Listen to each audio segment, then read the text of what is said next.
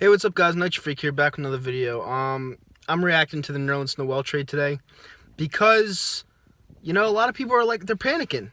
They're like, what's going on? What process is going on? This, that, this, that.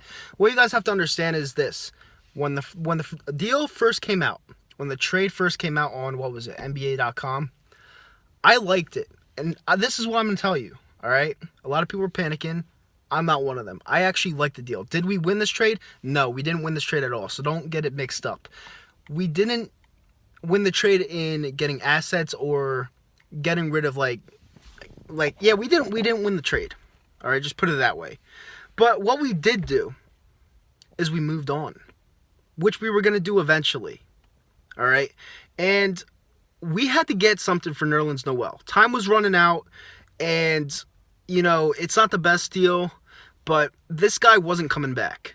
This guy was not coming back. He was not in the future plans of the Philadelphia 76ers. He just wasn't.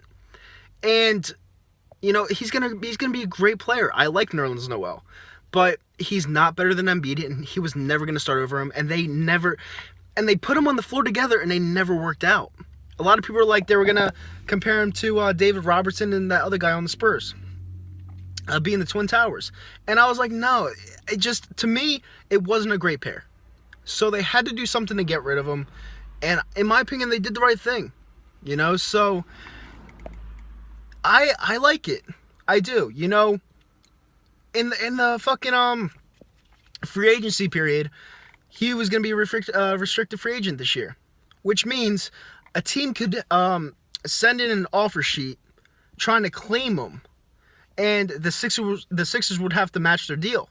Now, if it was too much to where they didn't want to pay a backup center or a six-man of the year center probably $17 million a year, and they really weren't going to move forward with him anyway, they would have let him walk.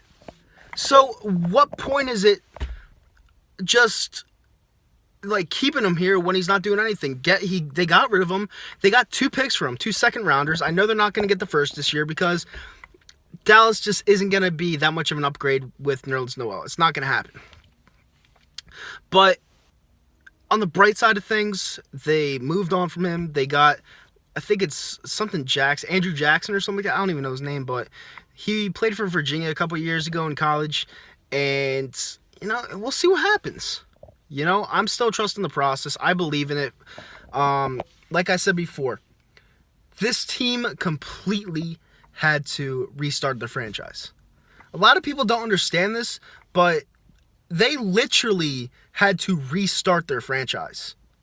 They went from very mediocre, a mediocrity state because fucking Billy King ruined us, and they had to. It was like starting a brand new franchise. It was starting over. That's not a quick process. That's not. And you know what? I feel with Ben Simmons, Joel Embiid, and a shitload of fucking picks that we have, second and first round, forget it. What they're going to do with the second rounders, a bunch of second rounders that they have, they're going to move up in the first round, try to swing some deals, and maybe get some free agents from other teams or do sign-in trades. A lot of people aren't thinking the way I am. And a lot of people are freaking out, they don't know what's happening. Trust me. You're going to like what's going to happen down the road. Stop panicking. This is all going to be in. Sixers are going to be in very good shape. I think they're in good shape right now, honestly. But that's just me.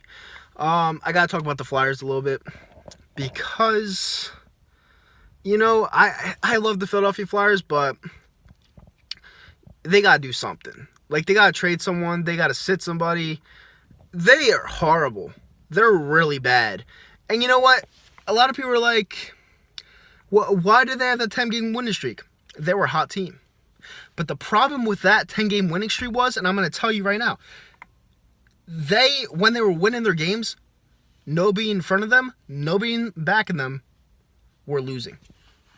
At the same time as they were winning, every single team that they needed to lose won with them. Columbus had a 17-game winning streak. The Wild had the Wild are in the West Coast, but they had a 12-game winning streak, and the Pittsburgh Penguins had an 8-game winning streak. Then the Washington Capitals had a 7-game winning streak on top of that. It's hard to do anything when teams are winning with you, and it's blatantly obvious. It's blatantly obvious because I watched the game last night. I watch every game because I'm a diehard fan. I know the team's not very good. They're not going anywhere this year, but I watched the game last night, and once they overturned that first Voracek goal, I knew for a fact they were going to lie down, quit, and that was that. Especially when Washington went down the ice and scored right after it was overturned. I knew exactly what was going to happen. And it's not the head coach. It's just a mixture of all these players failing at once. There's no chemistry whatsoever.